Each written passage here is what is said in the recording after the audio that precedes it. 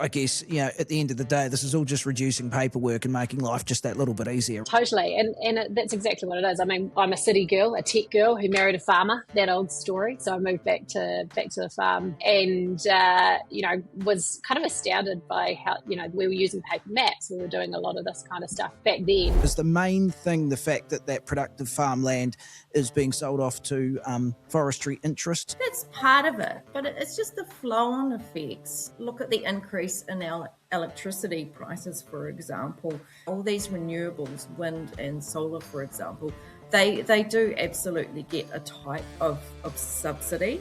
Again, it all leads to increases in our electricity costs.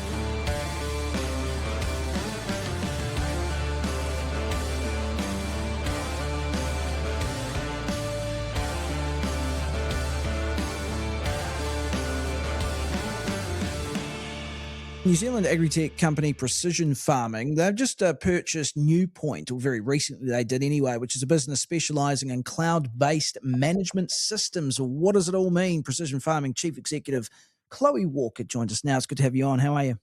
Yeah, good. Doing pretty well actually, but wet out there today. But keeping myself dry inside. Yes. So not too bad.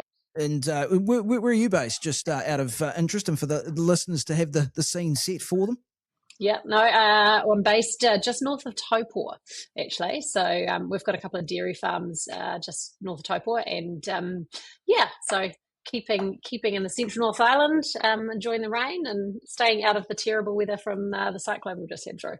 Yeah, exactly. Well, I'm glad to hear that you kind of missed the full brunt of it, unlike a few unlucky others. But it's not good, but let's get into this. So NuPoint, well, firstly, Precision Farming, for people who don't know, what do you guys do firstly? Yeah, so basically we're a kind of machine connectivity and operation system that supports farmers, their rural contractors and their fertiliser and spray suppliers to close that loop. So GPS guidance and tracking, getting a fertiliser order, request for spread out of a fertiliser system, pushing that into a contractor's job system or into your tractor to do your round of urea or your capital fert, getting that data back in so you can do proof of placement for 190 reporting and to know what you did, when and where, and keep that kind of centralised view of what's happening in a vehicle on a farm from a fertiliser or a spray perspective. Okay, right. So that's straightforward. But the acquisition there of NuPoint, tell us about them and what that will do to precision farming, how that will improve things. Yeah, so NuPoint's a really similar system to precision farming in that they also look after machinery operations and vehicle management. The big difference is they're really focused on the horticulture and viticulture market, so predominantly supporting vineyards and kind of market gardeners, horticultural orchardists, and doing a really similar process. So saying, I need to do a spray round, making sure that job can go from the planning phase through to the vehicle to be executed, and then getting that reporting back to, say, the winery so that the winery can know, cool, that was the spray date with the withhold periods for whatever chemical that went on those grapes. How do we know that those are able to come into our operation and meet our global market requirements? So very similar to precision, but in that slightly different market. Different market. So it's an expansion of precision farming effectively into a broader sphere. Yeah, so that's exactly, and that's the whole kind of the logic behind the acquisition, is that we're operating very similar kind of concepts and kind of processes in terms of that job management and vehicle operations, but with platforms that support, market niches. It's pretty different kind of thinking about a paddock and applying fertiliser on a paddock and a hectare relative to doing it on some lettuces, which change every 21 days. So, slightly different platforms. And then the other big opportunity is that at Precision Farming, we've got connectivity with some of the big brands like John Deere, Trimble, Topcon. So we're able to bring that kind of connectivity with those kind of the technology that's being used in the farms into those systems like NuPoint. Right. Okay. Interesting. So with precision farming, is it available in other countries as well? Or is it just a New Zealand platform? Yeah, Precision is just in New Zealand at the moment. NuPoint is in New Zealand, Australia, US, and a couple of other markets. Mm-hmm. And what this is meaning is that we're able to take the precision farming platform, which we've had really good growth with, and the connectivity that we've built, and take that to those other markets. So particularly Australia, we're able to to capitalise and leverage on that market that's already over there with the NuPoint team. Okay, that's excellent. Yeah. And I guess, at the end of the day, this is all just reducing paperwork and making life just that little bit easier, right? Yeah, To wrap exactly. it in a nutshell. Totally, and that's exactly what it is. I mean, I'm a city girl, a tech girl who married a farmer. That old story, and so I moved back to the farm. I think it was 12 years ago now. Goodness me, and was kind of pretty astounded by how coming from tech and looking at coming into the farm, and going, well, we were using paper maps. We were doing a lot of this kind of stuff back then, and so being able to be involved with a company where we're just going, actually, we need to have digital solutions. We need to have connected digital solutions that solve these problems is a pretty exciting framework to be able to, I was doing all the compliance work for the farms and needing to get my 190 reporting, and having that digitized and connected is such a valuable tool. Yeah, well, you would have, when you first came in, as you say, from a tech background from the city, and because I was going to ask you how you got into all of this, but you would have been like, oh my God, would have been pretty antiquated. Would it have been when you first sort of arrived, or no? Yeah, I guess, no, it is. I think yes and no, and I think that's the thing with farming, is that there are so many kind of innovations and adoptions that we've got on farm, and we're known for that as Kiwi farmers, of being really innovative and having those things. But also from a software perspective, I think we probably were. And I remember the mountains of paperwork that my father, and he knew where everything was, but it was piles of paperwork, and he'd go through and we'd find it and go, oh yeah, this is what we did in the fertiliser, or this is what we did here. And so it was kind of coming from a world where we were building tech products and we were building connectivity. It was quite a big difference. So it's been really exciting to be involved in the sector and bringing more technology solutions into the operations that we're doing on farm to help us scale and really build for that future. Yeah, and of course, I mean, all these things are going to take time to bed in too, aren't they? And you look at the growth over the last, 5, even 10 years, and, things just don't happen overnight. People have to get used to it. Then there's the integration side of things as well, right? Because there's a lot of different platforms out there, and a lot of them are starting to now be integrated, which means you don't have to keep entering data into 100 different things. So, totally. It's a bedding in process. Yeah, and it does. And I think it says we've got to have tools that we've got to acknowledge that it takes time to embed these things. And we've also got to acknowledge that we're going to have different people at different phases of desire to use technology, or comfort to use technology, or different system and operations. And so if we can have different tools that connect people at different levels, from using a phone to do something versus keeping a recording and then being able to, get that recording through, versus top end, geospatial data, connected whiz-bang, GPS guidance and tractors, that's what we need to be able to do. But making it simple for farmers and giving them time to onboard that and make that process simpler is a really critical piece. Yeah, it is. And also, you're right to point out that it's not like we don't innovate on farms. We've been doing it since we started. So there is that. Yeah, well, exactly. Number 8 wire, isn't it? That's what we're all about. It's, we've been known for it, and that's why we've got some of the best farming operations in the world. Yeah, I often liken it to it's number 8 wire mentality, and it's just in a digital age, effectively. Yeah. That's exactly it. It's a digitization of number 8 wire mentality, and with AI exploding, it's just such an exciting time for farmers, and I think for farmers in New Zealand and agri-techs like ourselves, to really take the tools that we've got and the knowledge that we've got, apply that number 8 wire mentality, and just jump on board and scale. The AI one's so interesting. I wasn't sure if we were going to talk about it, but you've mentioned it, so let's do it. We'll go there. Let's go there. So Yeah, it's really interesting because the worst case scenario, and I've heard this, and I posed it to Brendan O'Connell from NZ Agri-tech, Mm-hmm. Agri-tech NZ the other day, and he was bit more circumspect about the scenario. But the worst one that I've heard, Chloe, is that effectively, farms of the future, and we don't know when this is going to be, but there's a potential that you're going to effectively have, people minding software and not really being out doing, farm work Doing farming. Yeah, exactly as we know it. So totally.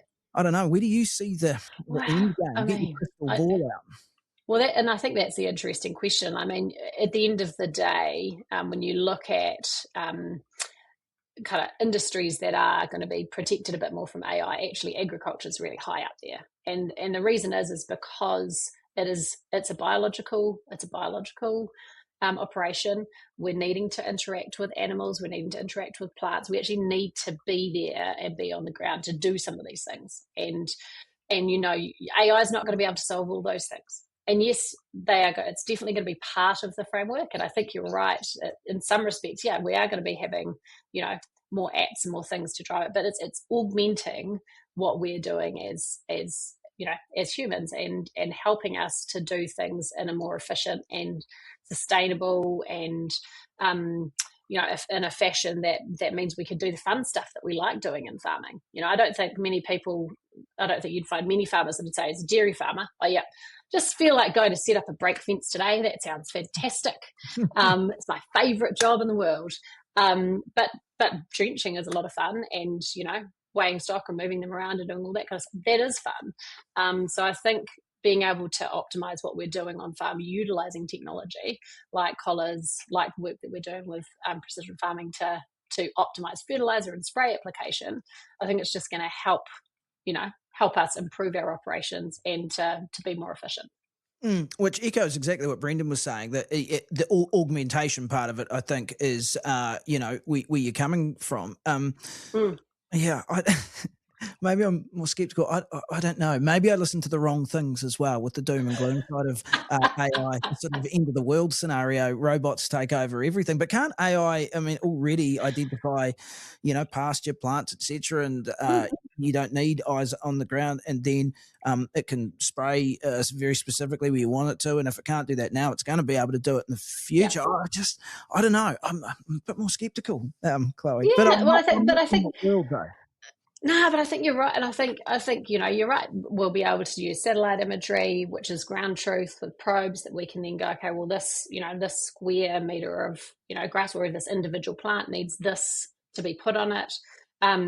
You need to do this and this, and the tractor will be electric and it will be fully autonomous, and then the sprayers turn on. Like, there is a reality where we will have those things, I think, in the future, but you still need to have people driving those and actually understanding the operations that they sit underneath that, and to be involved in those systems. And I think that's exciting, to be able to go, actually, how do we have both of those be true? And there's amazing technology around lameness, for example, to be able to pick up lameness and identify with this. We still have to treat the animal, and until we get robots that are actually doing the full treatments, I don't think that that's a pretty while away in terms of what that looks like. We haven't really had robotic adoption of milking in mass market hugely yet in New Zealand, because it doesn't suit our farming system right now. So it's there's going to be edge cases, I think. Yeah, that makes sense. It's always funny though when I talk to tech people versus people outside of tech. The ones outside of it always, not always, but people like me have a far more pessimistic outlook, and the people within tech seem to have a far more optimistic outlook. And maybe that's because you understand it more. I don't know, and you're not playing out doomsday scenarios. No, well, and maybe that is it. We when you're inside technology, is that you're thinking about how it can solve problems and create efficiency, because that is essentially what we're doing. It's like putting a fence in. Well, that's solving a problem. With technology, we're building something to solve a problem. It's about starting with the problem statement and then building for a solution. And AI in my view, is a tool in our toolbox to help us with that. It's not going to solve all the things. You still, and actually the joyful thing as well as it is the softer skills of people management and relationship building and all those kind of things, and being with animals and doing that kind of stuff actually will become much more to the fore, because we're going to be able to utilize a lot of technology to support our operations and around us, which I think is really exciting. So where did you come from in terms of the tech world? What did you do? Well, I fell in by accident, not by design, which I think is which is quite a common situation, which is also how I fell into farming. So I actually studied politics and commerce in Wellington, started working in government, and met a business partner who was setting up a company, and so got involved in tech and startups, and that was really how it started. So by accident, when I was as much fun as politics is, doing startups was more fun. Yeah. And that's really how it started. So really got involved with that from there, and really have kind of, my career's pretty much been mainly focused in entrepreneurship and technology from there. And obviously I now get to combine it with, the farming world that I love as well. Yeah, it's funny how things work out, like, because I've got sort of kids going through that thing now where it's like, okay, what do I do now that I've sort of studied, left school? And I don't imagine that, I never imagined doing this when I was their age. And I don't imagine when you were, studying in Wellington that you would think that this would be what you were doing, Honestly, if anybody who knew me in my teenagers in my early 20s, if you met them and you said, what would Chloe be doing now? This would not be at all what I'd be doing. But I think that's the joy of is that we can mold and move our careers depending on where things evolve to. And I moved into farming through marriage, and so got involved operationally on the farm. And it's been an amazing experience as a city girl to get to do that, and to fall in love with the primary sector, and we have the most amazing food produced in New Zealand that we get to send to the world, and it's just such a awesome kind of sector and group of people to be involved with. But yeah, it definitely wasn't in my career. Guidance counsellor did not say, Chloe, you should go and be a farmer and get involved in technology. That was not how this started. Well, that's often how the best things work out, though, because certainly, expectations can be very disappointing, at times, can't they? And if you can sort of fall into something, that can be an advantage. But how long have you been with Precision Farming, and how long have you been CEO? So I've been with Precision Farming for almost 3 years, and Precision Farming is quite a cool story. I was actually a customer of the former company, so Precision Tracking. I was a customer. I knew the problem and understood it pretty well, and then a group of us came in and acquired the company over 3 years ago now, and so been involved since then. Kind of changing and pivoting what we were doing into where we're at now with Precision, and I've been CEO just a bit over a year. Oh, great, good stuff. Yeah. Excellent. Are you excited about where this goes in the future? I mean, we have touched on the AI side of things, but in tech more generally speaking. Yeah, definitely, and I think what we're doing with Precision and now with NuPoint coming into the group is really, our whole thesis is about, one, we need to give farmers choice, and we need to be able to connect the systems that they're working with. So if they're choosing to use Balance or Ravensdown, and they're working with Hawkeye, then they need to be able to choose a contractor. They need to be able to choose if they're doing it themselves with a John Deere tractor or Trimble. We need to give them choice, but we need those choices to be connectable, and the data not to be stuck. We need to make sure that those systems are looping into Fonterra so they can get their Nestle payments. That as I mentioned, the wineries have got the data. So the technology that we've built within Precision and then we're scaling is really going to help farmers with that. And I think the thing that excites me the most, because this is one of my personal key drivers, is that market access is only probably going to get a bit harder with compliance. and we need to have traceable supply chains and traceability in our food. And so for us to be able to have a tool that helps farmers to ensure that we have an auditable and verifiable record of fertiliser and spray to be able to give to their supply chain partners is such a critical thing. And I think for me, that really excites me that we're able to actually solve that problem and make that solution simple for farmers, both from a supply chain perspective and as incentive payments come in as well for that information. So I think that, ensuring that kind of future security of food supply is such a critical piece. And I think that's using the technology frame really excites me about that.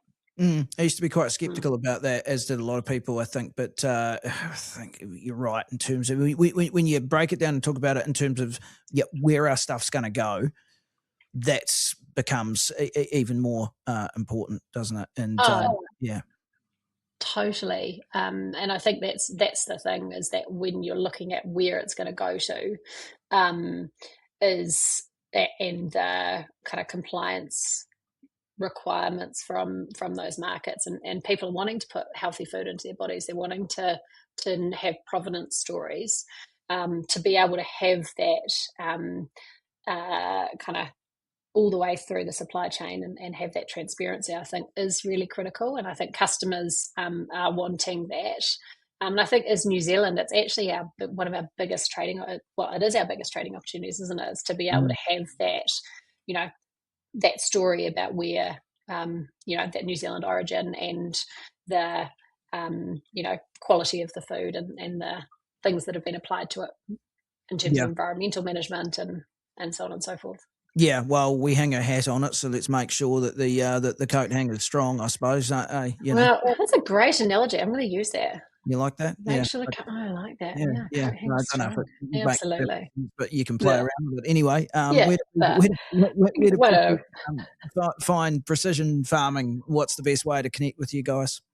The best way to connect with us is via websites or our social media channels. So precisionfarming.co.nz and NuPoint, which obviously supports the more horticulture side, which is NuPoint.com. So connecting up with that, one of the team obviously is whole lot of information on there. Or one of the teams always keen to reach out and chat to farmers or contractors about what they're doing, or fertiliser or spray suppliers, and supporting those kind of groups. Nice, good stuff, Chloe. Nice chat. Yeah. So thank you for that. Really appreciate it. Cheers. We'll do it again soon, eh? Yeah, that would be awesome. Cheers.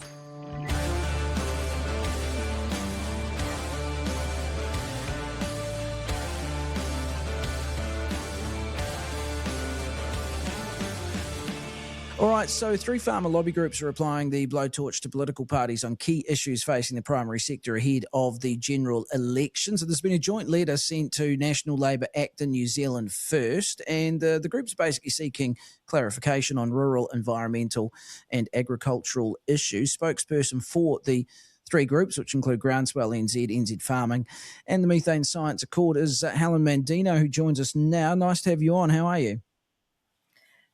Thank you, Don. I'm very well, thank you. Excellent. How did you get the gig as spokesperson for this for these groups? Well, we work closely with Groundswell, and New Zealand Farming are great supporters as well.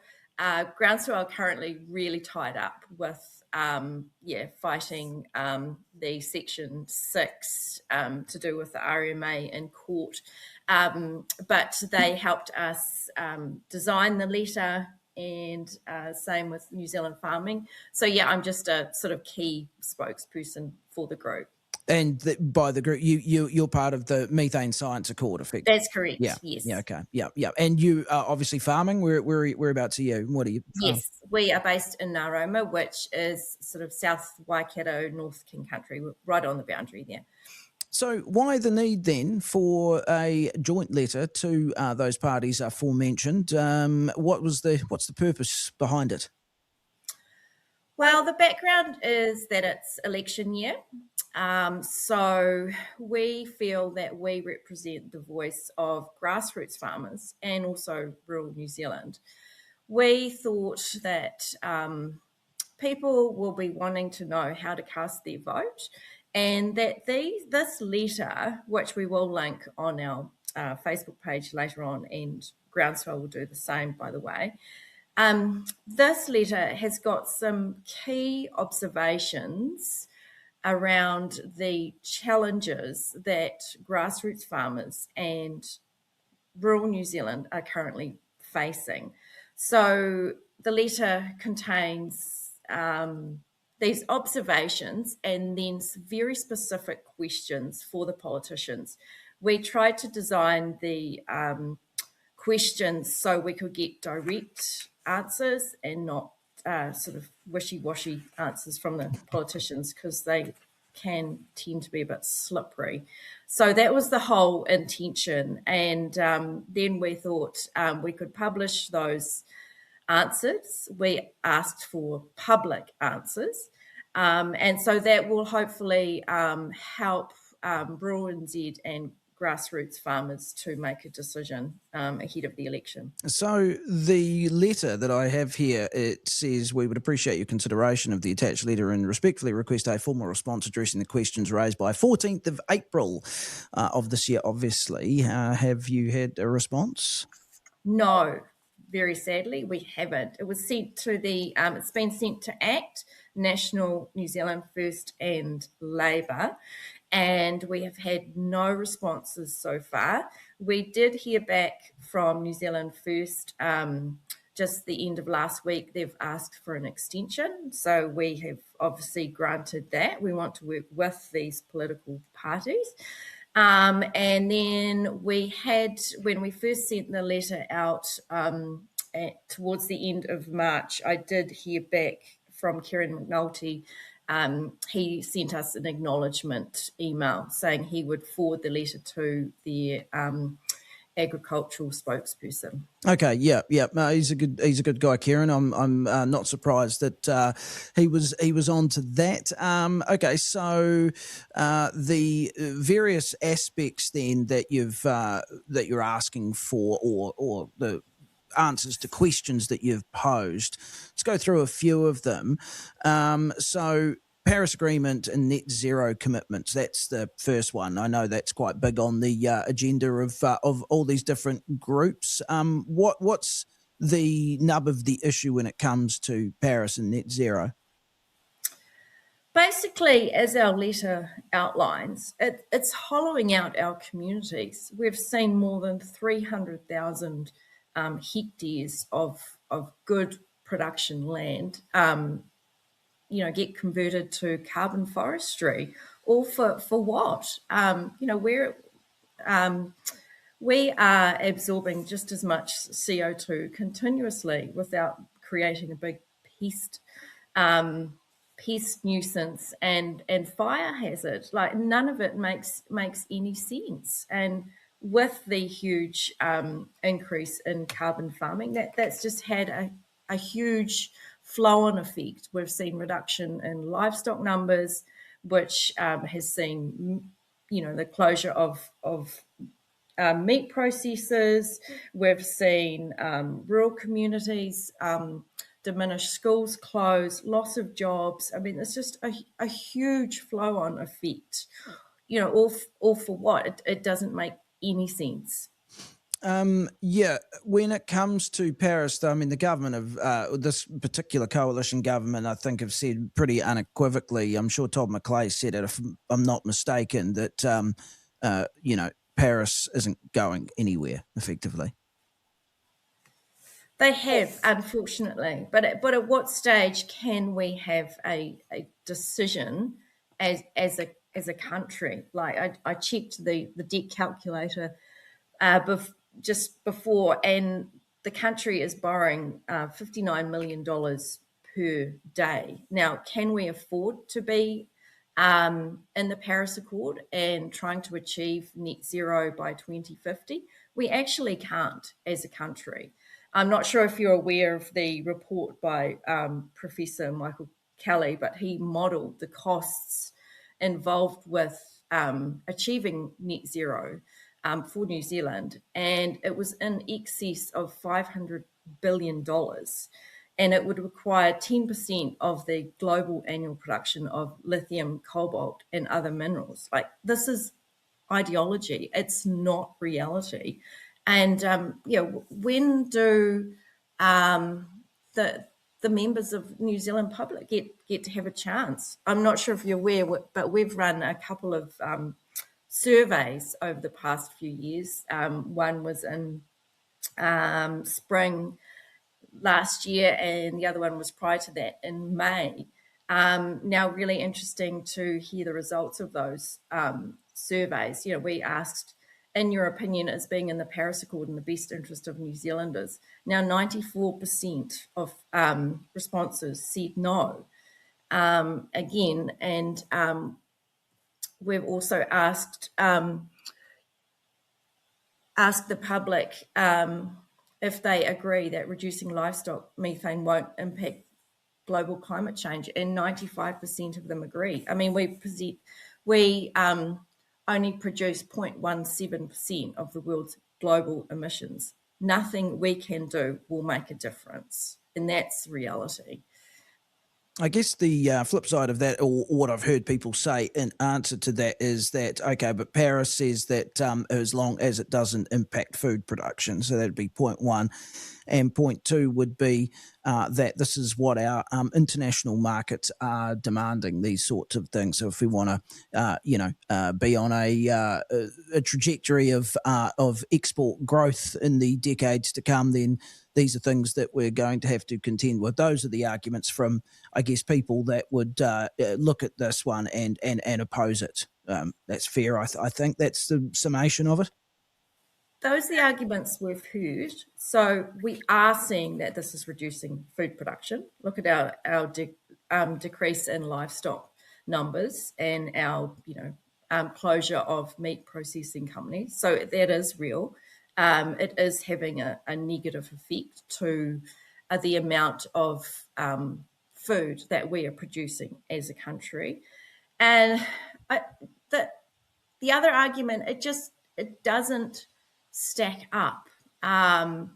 We still are a pastoral-based system, lowest producer of emissions in the world per kilo of meat and per kilo of milk and wool. So again, I don't believe that those countries currently buying of us are going to go elsewhere, because we're not going to change our systems. Like, we are the best. Why not just give it a go? But it would mean that we have a productive economy in the meantime, rather than just sort of slashing our throats in the process. It doesn't make any sense. One of the things that the letter also asks is in and around groups like Agri-Zero. In fact, you've mentioned them specifically. What is the position that the various parties hold on the continued allocation of millions of dollars in taxpayer funding toward methane research, mitigation technologies, and commercial ventures such as Agri-Zero, premised on ag being treated as a climate problem requiring technological cures. The work that Agri-Zero do, though, I mean, they've got farmer focus groups, and I've had a few of them on the program. I mean, they're just mitigation technologies. No one's forcing anyone to use them. Is your problem the tax dollars going towards the research? The hundreds of millions of dollars of taxpayer money going towards the research, when we feel that money could be much better spent elsewhere. Take, for example, our hospitals are becoming more and more third world, or putting that money into spending, on agricultural solutions to real problems. For example, the drench resistance, the facial eczema problems. True agricultural science solutions, and instead of these solutions to a problem that doesn't exist in the first place. And farmers do not want to use these products. Yes, there is a farmer focus group, but they would represent a very, very small amount of true grassroots farmers we've done the surveys and we have seen that grassroots farmers do not want to use these products on their animals. To be fair to AgriZero though, like and just playing devil's advocate here, but I mean that is a private it's private sector funding which is matched by the government dollar for dollar, so it's not wholly taxpayer money going into it. No, it is a public-private partnership. But again, there's a lot of pushback from some of the partnerships within AgriZero. I think the three groups combined, what do they claim to represent? About 420,000 farmers. That's correct. How do you measure that? It's basically our amount of followers that support our groups. For example, Groundswell has a very huge following, very huge database. Same with NZ Farming; they have a huge amount of followers and supporters. So you mean followers? You mean social media followers? Yeah, that's correct. Yeah. Which I mean, okay, but I mean, a lot of people just click on things just cause without necessarily being sort of paid up card carrying members, I suppose, which is one way you could look at it. That's one way you could look at it, but we have a huge amount of support. There was some other, obviously, so it's Paris and net zero, emissions trading scheme, carbon forestry, RMA reform, energy policy, methane research funding, all of those. There's a bit in there, but I guess you've touched on the forestry bit. Is the main thing the fact that productive farmland is being sold off to forestry interests? Is that the nub of all of that stuff? That's part of it, but it's just the flow-on effects. Look at the increase in our electricity prices, for example, and you might like to have a chat to John Riddell. He's part of our methane science accord group, and he has spent a great amount of time crunching the numbers here. And all these renewables, wind and solar, for example, they do absolutely get a type of subsidy. And that's a government funded subsidy. Again, it all leads to increases in our electricity costs. So net zero and the Paris Accord, it really does have a huge flow-on effect in many areas. And that's what we are critiquing and asking for questions on. Of course, the other massive one is the gene technology bill, and that's one where I've heard that there's not a lot of on-the-ground farmer support for something like this. There's some pretty good spokespeople that are lobbying for it. What's the position of the collective groups on the gene tech bill? Our position is one of great caution. We've had a lot of discussions, and we had an online Zoom with Jack Heinemann, because obviously it is a very scientific and complicated and confusing subject. And we have seen in the media that they have tried to simplify what is really a very, very complicated and scientific problem, and it can't be simplified, and there's no such thing as just using big bold statements such as pest control, sterile pine trees for solving the wilding pine solution, for example. It's not that simple. So it was great to consult with him, because he had the level of depth and knowledge and understanding that he could explain to us in a really great way. And we were greatly concerned with what we learned from him, and so concerned that we just believe that it needs to be paused, and that there's a lot that needs to be ironed out and discussed, because farmers should not be, we shouldn't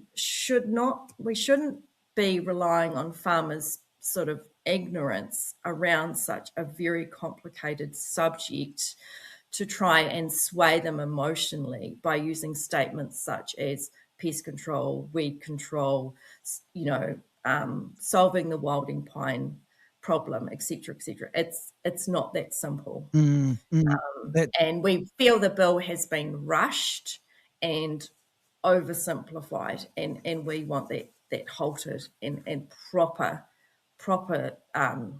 studies and evaluations done on the true possible effect to markets. Because the big argument on the other side is, well, if we don't do it, we'll just get left behind. We'll be a agricultural backwater. We've heard that argument many times, and it just doesn't stack up. Like, more and more, we're seeing that people want healthy food in its like natural state, as natural as possible.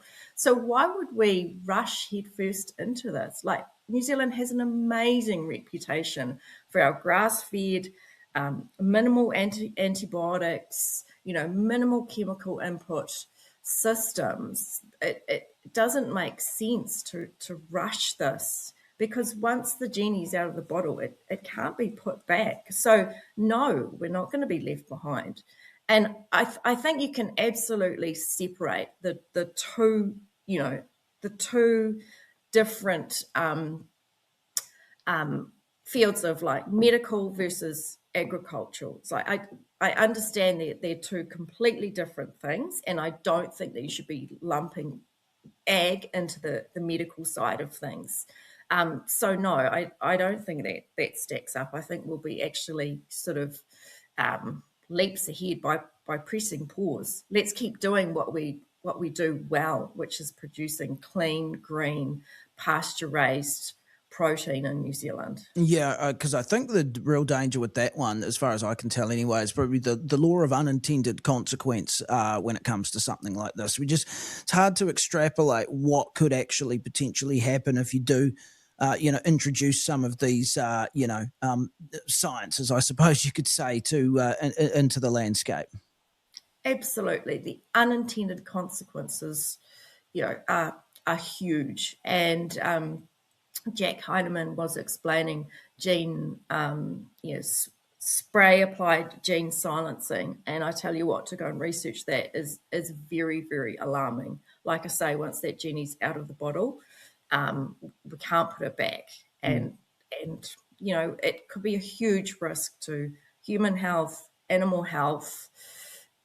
It's alarming. Like, just press pause. And we deserve to have it's such a big subject that, we need to get it right, and we need to have very big, very open and very transparent conversations with regards to something that has such huge consequences. Yeah, exactly. No, I tend to agree with that. It's you're right about the complication part of it. It is exceedingly complicated to try and get to the bottom of exactly what would occur, what would be the consequences. Very involved. We've had people from all sides on the show regarding that. So that's a real tricky one. RMA reform, though, that's an interesting one, isn't it? Because it's funny. I think everyone was under the impression, oh, okay, great, the RMA is going to be reformed. But it would appear from what I've been reading from various farmer lobby groups that, this could actually make things more complicated, which would be an absolute sort of a nightmare. We totally agree with that statement. Yeah, it seems we're going from the fry pan into the fire.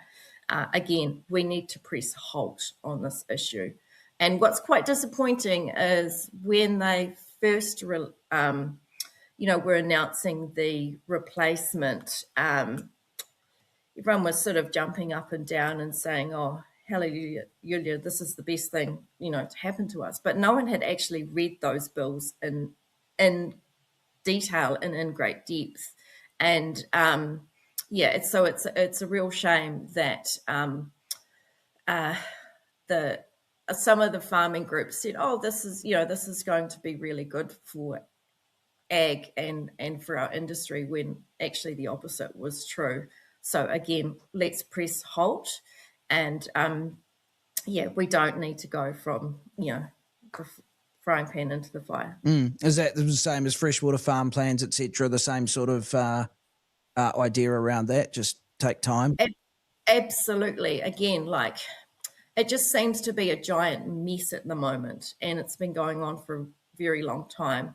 On the one hand, one minute we were having national, freshwater farm plan requirements. Meanwhile, we've got regional plans, and they're still going ahead. And I think farmers are in a great state of confusion and want some real clarity. But we do not need any more bureaucracy or, just any more layers of confusion and bureaucracy. I think certainly when I drive from here to town, like, there's just always an ongoing level of riparian planting, fencing off waterways. It seems like there seems to have been enough improvement without the government getting involved, and let's just let that continue. Yeah. I tend to agree with that sentiment, that's for sure. So all in all, are you expecting any reply from those various parties? I mean, you mentioned that there was Labour, and I think you might have said, was it New Zealand First, have sort of indicated that you'll get a response at some stage, but are you expecting anything? That's correct. New Zealand First have asked for an extension, That's right, which is great. We are quite hopeful that they're going to come back to us with a reply.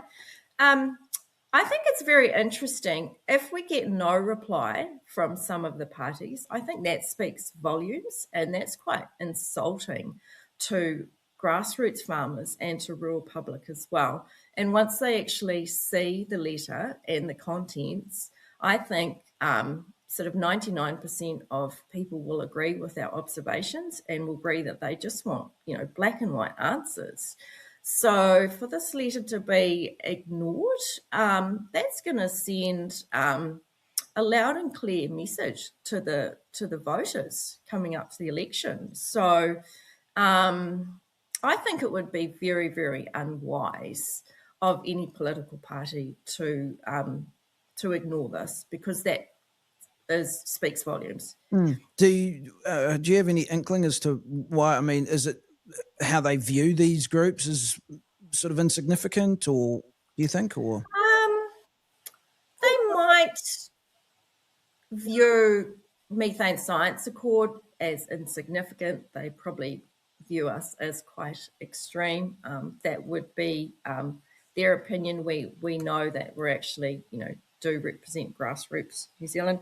They cannot ignore groundswell, and we know for a fact that groundswell has huge sway. So I think they would be unwise to not reply to this letter.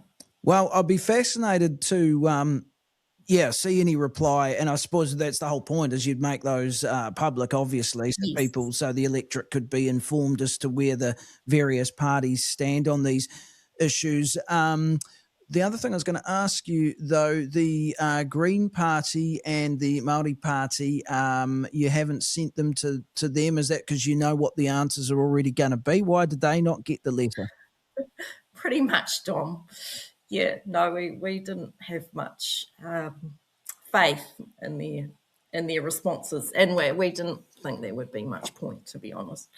Well, as I say, I'm looking forward to maybe getting some answers, just seeing what the response is like. So thanks for breaking it down for us, Helen. Really appreciate your time on the program. Thank you.